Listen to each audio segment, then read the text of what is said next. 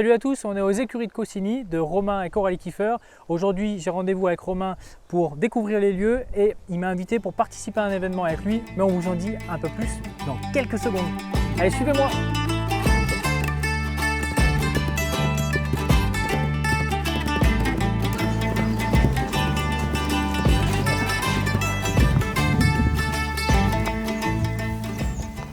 Tu es beau! Il est tout doux. Ouais. C'est un gentil. Tu es beau! C'est Tu es beau! très gentil. Ah oui, il lèche. Il lèche. Oh. Tu es beau. Il est trop beau, on dirait un dalmatien. Magnifique, toi.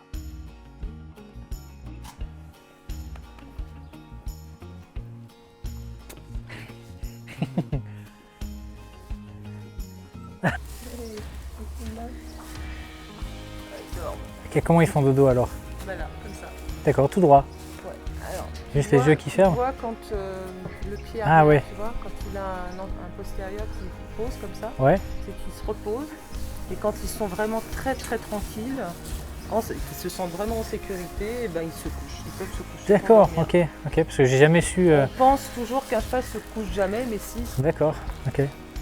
Je me suis toujours posé la question justement, je savais pas trop. Un cheval, il a besoin de dormir au moins 2 heures profondément. D'accord, d'accord. Donc c'est pour ça qu'il se couche, mais il faut qu'il se sente en sécurité, qu'il n'y ait pas de bruit, qu'il soit tranquillou et Ok. il n'y a pas de souci. Et justement, je voulais te poser la question, qu'est-ce que tu fais ici? Enfin, qu'est-ce que tu proposes? Alors moi je fais de la médiation avec les chevaux et les poneys. D'accord. Et en fait ça a une visée sociale, éducative, thérapeutique.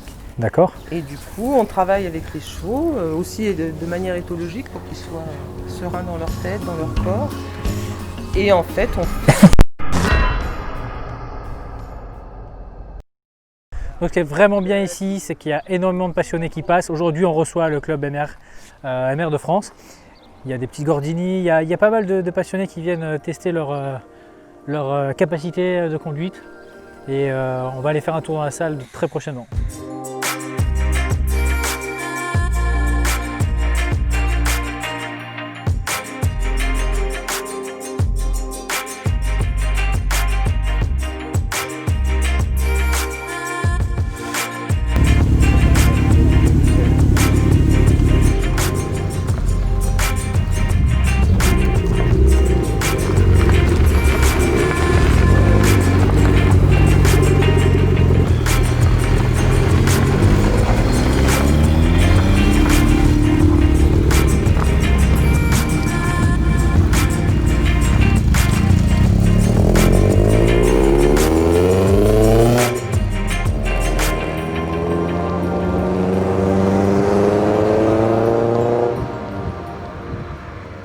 Ce qui me plaît vraiment ici, c'est le lieu. De savoir qu'une salle de simu est cachée au milieu des écuries, ça me plaît vraiment. J'ai l'impression de partir en vacances à chaque fois que je viens. Et si vous aimez les animaux et que vous aimez l'automobile, c'est le lieu parfait pour venir profiter en famille. Maintenant, on va aller voir Romain, on va vous présenter la salle et on va lui poser 2-3 questions. Allez, go!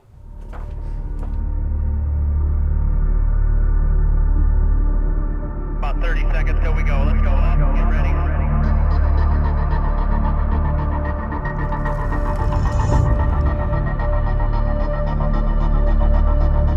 First gear.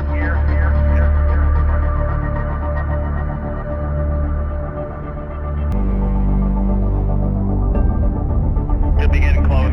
Get her cranked up.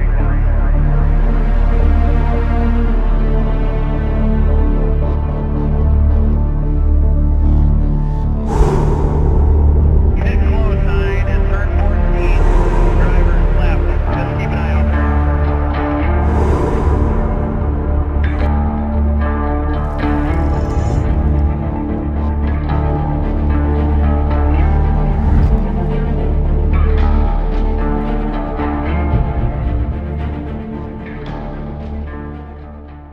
Ok, Romain, merci de nous recevoir. On a fait un tour des écuries, on a vu les cours, on a vu la salle.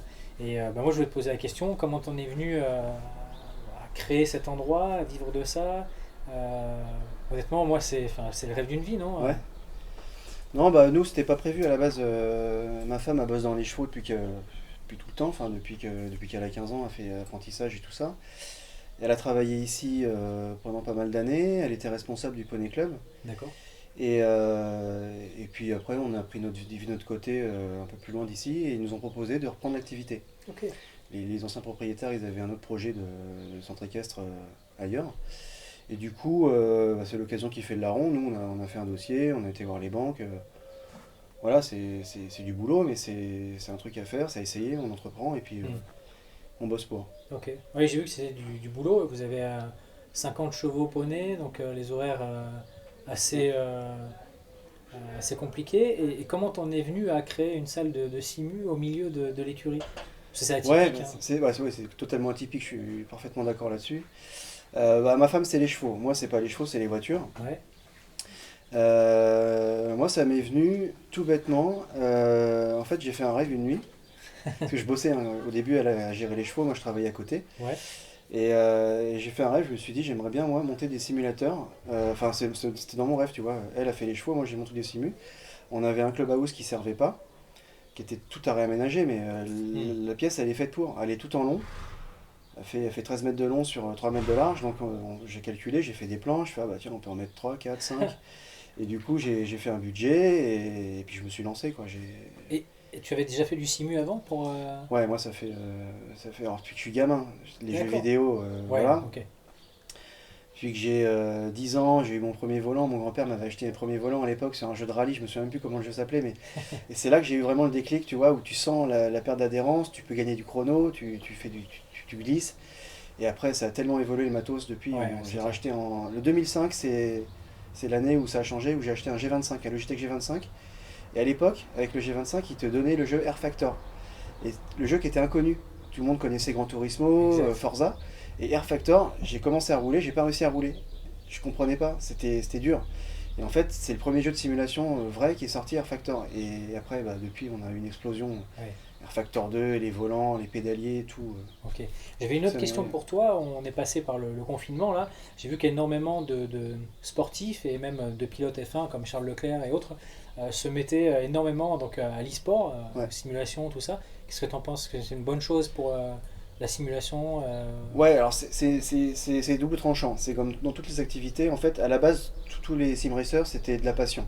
Oui, C'était un micro-marché, que des passionnés. T'avais entre guillemets deux grosses marques, Trustmaster, Fanatec et Logitech, trois grosses marques. Et on était limité à ça. Les jeux, ils évoluaient, mais voilà, de plus en plus beaux, de plus en plus axés simu. Et il y a, je sais pas, peut-être 4-5 ans, le e-sport il est arrivé en général dans tous les jeux. Dans les Fortnite, oui, dans les FPS, Counter-Strike, tout ça. Et forcément, c'est arrivé dans la simu. T'as des jeux qui sont sortis du e-sport, qui ont créé vraiment des compètes officielles. Et tous les jeux se sont adaptés au e-sport. Ouais. Et du coup, le niveau, il a pris ouais. paf. Nous, on est né dans le sim racing, on n'a pas de niveau. On s'amuse, mais on se prend des secondes sur chaque circuit. Et tous les pilotes, c'est une bonne chose parce que on voit des gars du réel qui s'adaptent au virtuel et pas souvent l'inverse. Il y a quelques cas, mais c'est rare. Et tu vois, quand on voit un Charles Leclerc en une semaine qui se met à F1 2019 et qui bat tout le monde sur un circuit, même si F1 2019, il y en a qui disent c'est arcade, c'est simu, c'est machin, je l'ai essayé, c'est quand même simu et il faut être précis, il faut être bon. Donc il y a quand même, voilà, si t'es à la base, en sim racing, tu seras bon. Après, il y a quelques mecs qui font la pirouette de l'un à l'autre parce que ils ont des heures d'entraînement. Ouais, d'accord. Mais c'est une bonne chose parce que ça va forcément faire monter tous les jeux. Pousser simulation. Le matériel qu'on a maintenant, il pousse, mais Oui, j'ai vu de ça. plus en plus de réalisme. Tu peux mettre le même budget que dans une équipe auto, tu peux le mettre Oui, dans ton install de simulateur. Et j'allais y venir justement sur le côté, on va dire, ressenti et réaliste, on va dire. Ouais. Moi, j'ai vu, parce on a tourné un petit peu avant, ce qui était incroyable, c'est les réglages de la voiture qui sont parfois même...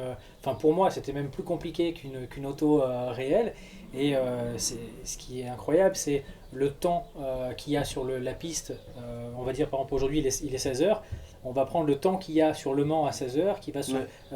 refaire dans le jeu. C'est dynamique. Ouais, C'est incroyable. les jeux, en fait, comme je te dis tout à l'heure, j'ai commencé par Air Factor. Déjà, Air Factor, c'était une tuerie. On était des groupes, plein de groupes, de petites ligues, de 20 pilotes. Et toutes les semaines, on faisait notre course hebdomadaire à 20 sur la piste. D'accord. 20-25. Donc on se régalait. 2011, Air Factor 2 est sorti. tous les mecs, on pensait qu'on était bon sur Air Factor 1. Air Factor 2, personne n'arrivait à boucler un tour sans stoller. Donc déjà, on a pris une claque en termes de FFB. Le ressenti dans le Retour volant, de c'est volant. le FFB, ouais, retour de D'accord, force. Et là, on a pris le jeu nous envoie beaucoup plus d'infos qu'avant. Donc top. Et bah, maintenant, Air Factor 2, tout le monde joue. Et le jeu, il n'arrête pas de se développer. Là, il y a une grosse mise à jour qui est sortie cette année. Je sais pas si tu as vu les 24 heures du Mans virtuelles Bien sûr. qui ont été faites là. Petite Comment dédicace le jeu à... est beau. Pardon. Ouais, vas-y. Petite dédicace à Charles Leclerc qui mange son sandwich dans les Sans yaourt, embuscades. sans yaourt. Ouais, son yaourt, exact. Et quand tu vois comment le jeu est beau, quand tu mets sur la télé, sur un Chromecast, tu vois pas la différence maintenant entre le jeu. Pourtant, le jeu, il est de 2011. Oui. Ça fait 9 ans qu'il Ah est oui, c'est sorti, clair. les mises à jour.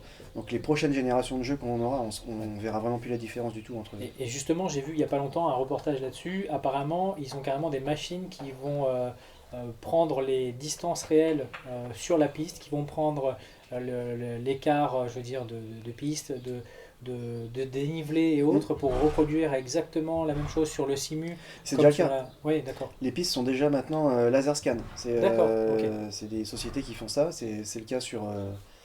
Je crois que c'est le cas sur Air Factor 2. C'est pas développé Oui. en 3D. C'est du laser scan. Les gars, ils te font des pistes. T'as les mêmes boss. De toute façon, tu le sens. Il y en a Ok. tellement. Je crois qu'il y a Project Cars 2 aussi qui le fait. Project Cars 2, ouais. C'était une bonne révolution, Project Cars 2. Oui, Il était pareil controversé. Il y en a qui disent c'est trop arcade, c'est trop simu, machin. ok. Et le jeu était magnifique. Oui, C'est c'est un vrai, des très, premiers très beau. jeux en réalité virtuelle où tu mets le casque, tu es vraiment immergé dans le truc, et même sur un écran. Oui, L'impression de vitesse, tout ça, les graphismes, t'es en Moi, ce rallycross en plus, ils ont mis le rallycross et Project Cars oui, 2. oui, je sais. Et C'était moi, beau, ce qui ouais. m'a choqué, c'était même le fait que les sponsors soient les mêmes dans le jeu et sur la piste et qui changent en temps réel. Ouais. C'était vraiment. Ouais, ils font des mises à jour, les circuits, il y a tout le temps des mises à jour, même sur Factor 2. D'accord. Tu lances le jeu, tu vois, ah bah ça c'est. Le Mans, tu vois, on a commencé l'entraînement nous il y a un mois. Oui. On avait la piste 2018 et là ils ont fait la piste 2020 avec les sponsors 2020 comme D'accord. comme il y a eu au Mans, Ok. comme il y aura du coup en Je septembre. suis tellement concentré que j'ai même pas eu le temps de me rendre compte. Et je voulais te poser d'autres questions. Qu'est-ce qui est pour toi le plus compliqué pour se préparer pour une course qu'on va faire? Tu parles d'une question pour des débutants ou Oui, oui, voilà, pour des pardon. sim racers? Oui. Vous avez beaucoup de boulot par rapport à des gars du réel. Parce qu'un gars du réel, il va sortir d'une catégorie de course. Il va faire de la F3, il va faire du karting, il va avoir des bases de conduite, il va vite s'adapter à la voiture. Nous, même si c'est de la simu et qu'on arrive aujourd'hui à un réalisme, on va devoir s'adapter au matériel déjà. Il faut D'accord. que tu aies un bon feeling dans le volant. Donc moi, ça c'est mon boulot en tant que salle de simu, de faire en sorte que tout le monde puisse jouer. Aussi bien le gars qui connaît la piste que le gars qui a jamais joué à un jeu vidéo. Donc il faut que je trouve aussi un petit compromis entre les deux. Mais il faut déjà que le volant, toi, tu aies les bonnes infos qui arrivent dans D'accord. ton volant. Donc il y a l'angle, il y a les réglages des forces, et après il faut que tu apprennes la piste. Mhm. Faut que tu arrives à t'immerger dans le jeu avec les distances, parce que c'est pas non plus Ouais. comme dans le réel où tu vas vraiment avoir peur quand tu vas Ouais. arriver à 300 et que Exact. là tu arrives à 300 devant un écran, ça va. Tu arrives à 300 en vrai, c'est pas la même Ça, chose. c'est clair. Et donc vous avez déjà un énorme boulot d'adaptation au terme de s'immerger dans le jeu. Et après, une fois que tu es à l'aise avec tous tes contrôles, tu joues les yeux fermés, tu vas pouvoir apprendre la piste. Et tu vas pouvoir sentir la voiture, parce que les simus, on peut les régler aussi plus ou moins violents. Et il faut que tu ressentes quand tu chasses, quand tu ressentes quand tu perds l'avant. Tu le sens de toute façon, ton Ouais. volant il devient léger quand tu souvires. Exactement. Tu chasses un peu quand tu survires. Ok. Et ça, ça c'est mon boulot de les régler pour vous, que vous soyez à l'aise. Ok. Et justement, pour mon ressenti personnel, j'ai déjà été plusieurs fois sur piste. Et ce dont il parle, cet effet de ressenti de vitesse avant freinage ou comment dire, d'appréhension des virages, il n'est pas directement. Moi, je fonçais directement dans le Ouais. mur. C'était. Et c'est tout le monde, je te rassure, D'accord. c'est pas que toi, même moi au début. Parce que moi, ça fait très longtemps que je fais de la simu. D'accord. Et moi, ce choc-là que tu as eu, moi, j'ai eu sur Air Factor en 2005. Tu vois, j'avais pas tourné, j'ai compris qu'en fait, fallait freiner tôt, fallait pas freiner en tournant. Enfin, Mhm. j'avais pas les bases de conduite, Ouais. parce que j'avais pas encore le permis à l'époque, mais j'ai compris que ça tournait pas si tu allais à fond. Et que... Ouais, c'est clair. Contrairement aux consoles où les jeux sont plus accessibles, tu tournes à la manette, tu tournes à fond. Ouais, de au l'autre joystick, côté. tout ça, c'est plus simple. Ouais. Et j'avais une dernière question pour toi. Est-ce que le fait de s'entraîner, devenir meilleur, on va dire, sur simulateur, va m'aider dans la vie, je veux dire, dans le pilotage réel? Mais grave. Grave, parce que déjà, tu prends pas de risque. Tu Oui. te tôles, tu vois quand est-ce que tu te tôles et pourquoi tu te tôles. Et moi, j'ai pas énormément d'expérience sur piste ou sur circuit.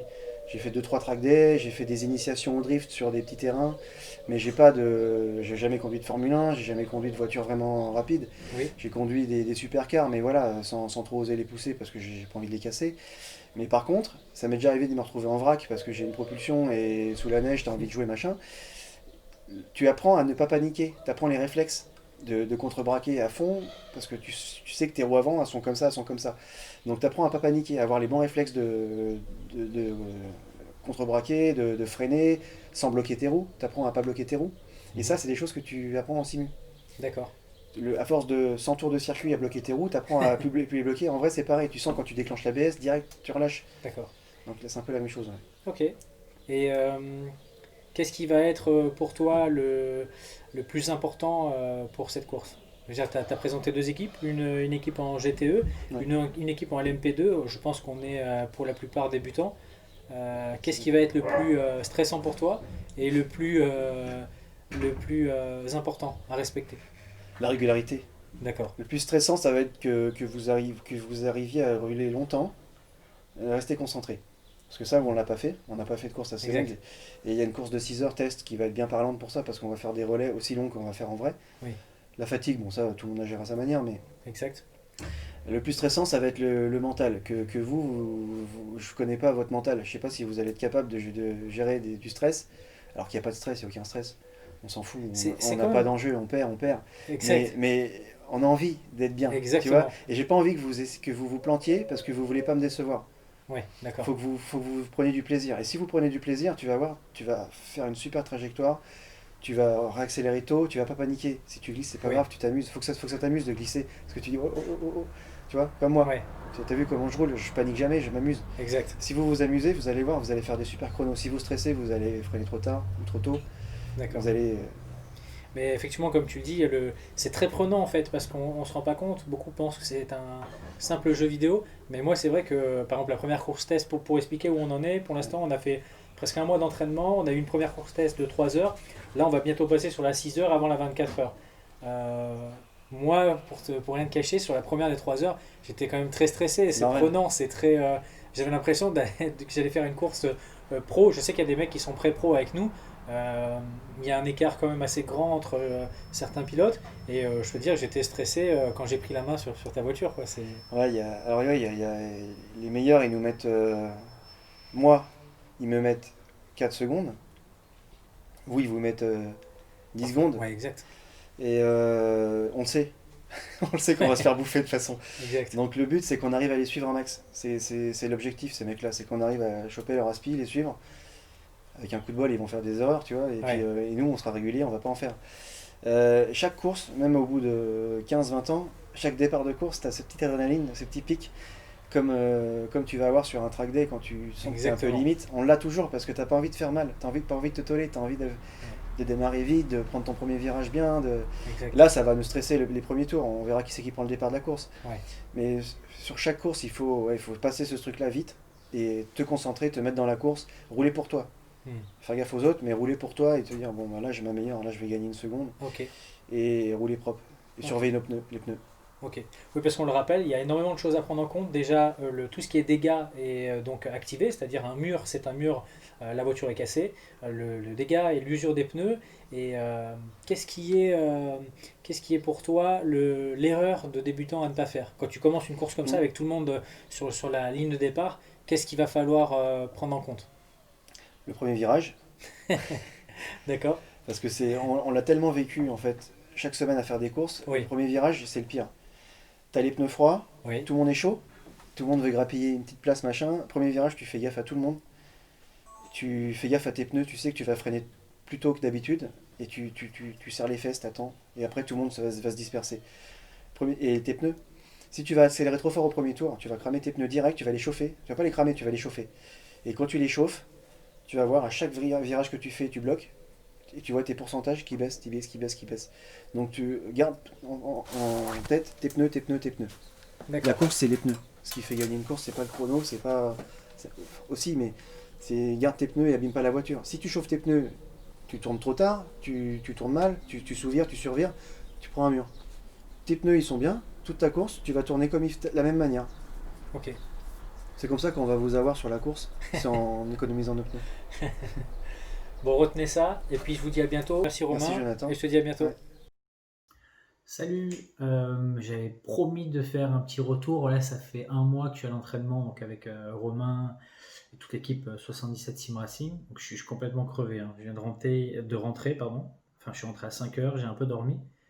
Là, il est 7h30, je vais commencer le boulot du coup.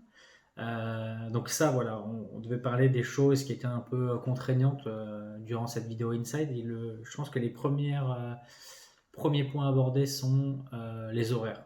Je commence à travailler de 8h à 17h.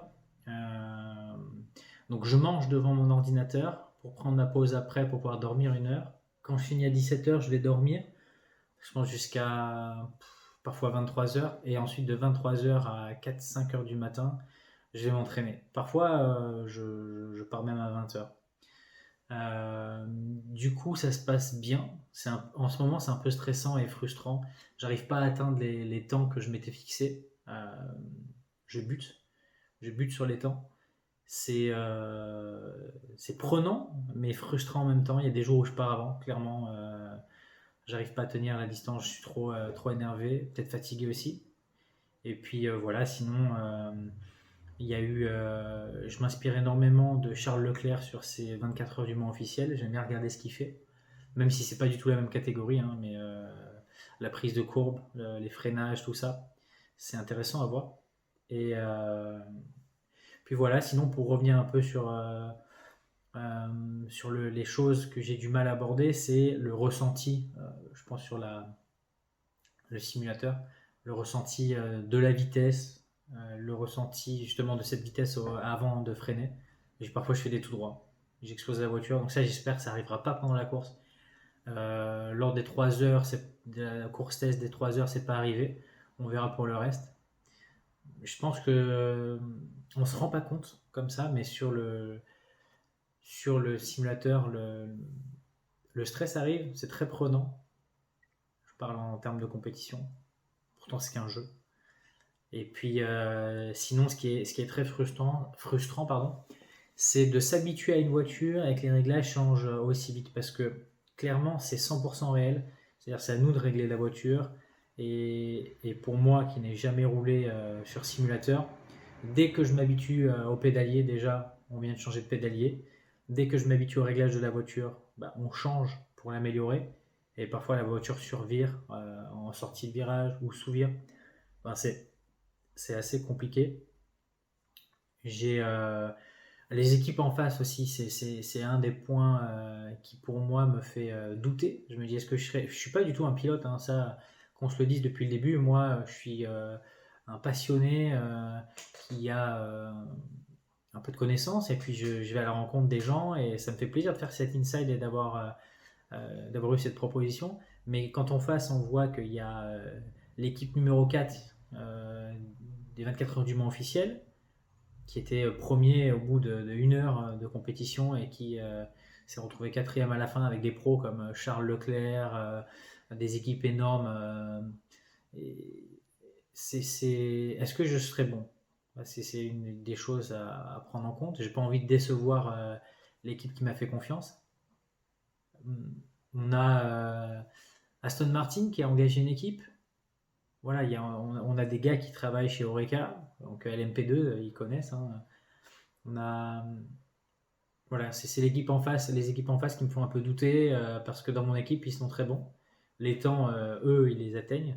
J'ai pas envie d'être le frein, quoi. Donc, en ce moment, c'est le truc qui me prend la tête. J'y travaille, hein, ça va venir, je pense. J'ai beaucoup de. Alors, Romain est très pédagogue, pour ça, je le remercie. Il m'aide beaucoup.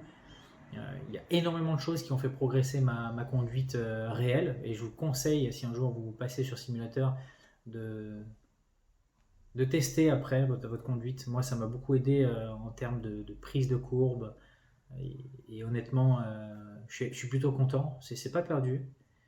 Et d'ailleurs, pour parler de Romain, hein, je sais pas si j'en avais parlé, mais Romain et moi, on s'est rencontrés pendant le confinement. Et Romain faisait des impressions 3D, des masques, des visières pour le personnel hospitalier, la police, et même parfois pour les particuliers. Et en fait, moi, je m'étais proposé avec mon buggy d'aller livrer son matériel. Et ce mec-là est adorable. Donc voilà, je suis vraiment content de bosser avec lui. Et puis voilà quoi, j'en place une aussi pour ABP Design qui passe me voir, qui me soutient tout le temps, et à Clément pour les vidéos. Et d'ailleurs, si c'est pas lui qui filme, c'est avec le téléphone, parce que je pense qu'il est rentré dormir aussi. Voilà. Je vous remercie de me soutenir comme ça. Je reçois énormément de messages, ça fait vraiment plaisir. Je vois que vous regardez mes stories Instagram. Et puis, je pense que cette vidéo sera longue. Elle sera longue, mais j'espère qu'elle vous plaira. C'est pour moi la première vidéo Inside. Normalement, je vais voir des gens avec une voiture ou un projet. Et là, c'est plutôt comme j'ai voulu le faire, rentrer dans des entreprises qui ont un métier lié à l'automobile ou un sport qui se rapproche de l'automobile. Et là, c'est vraiment prenant, mais stressant, frustrant en même temps, quoi. Donc voilà, je vous dis à bientôt. Je vais commencer à bosser et on se retrouve ce soir forcément sur Twitch pour l'entraînement. Ciao, ciao.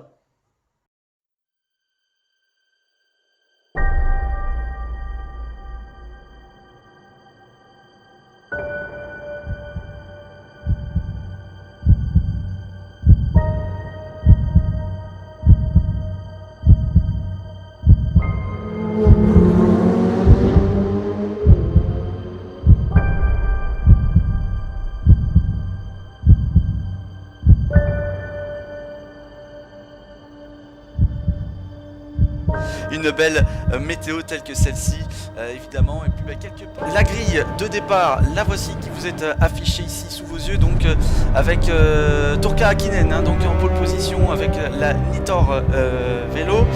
Ensuite, on a la FCT avec Alexandre Perroche. Vous voyez sur la grille de départ ici qui défile avec les différents skins, les différentes livrées utilisées par les voitures.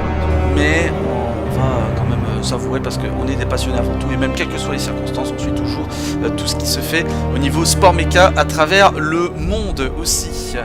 Évidemment, la virtuelle, le green flag est agité et c'est parti. 24 heures de course donc avec ces LMP2 d'abord qui se lancent, puis les LMGTE qui vont un petit peu prendre du recul et laisser on va dire partir les LMP2 bien comme il faut proprement. Attention ici déjà avec les teams RS1 et FCT là en bataille. On a déjà quelque chose, on va dire.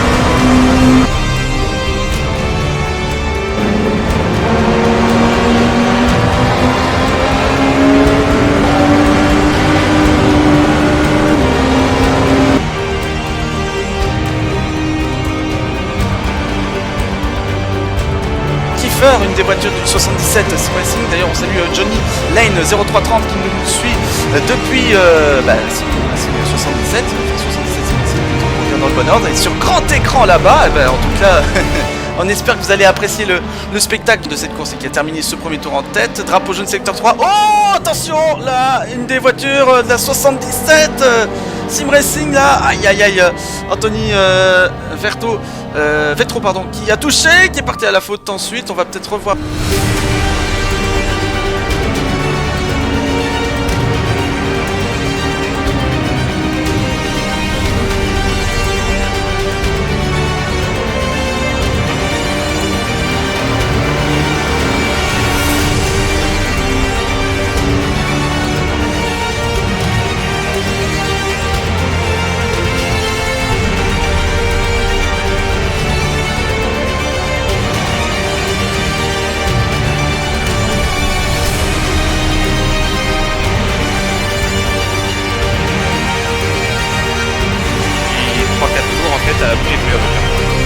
Éteint, etc.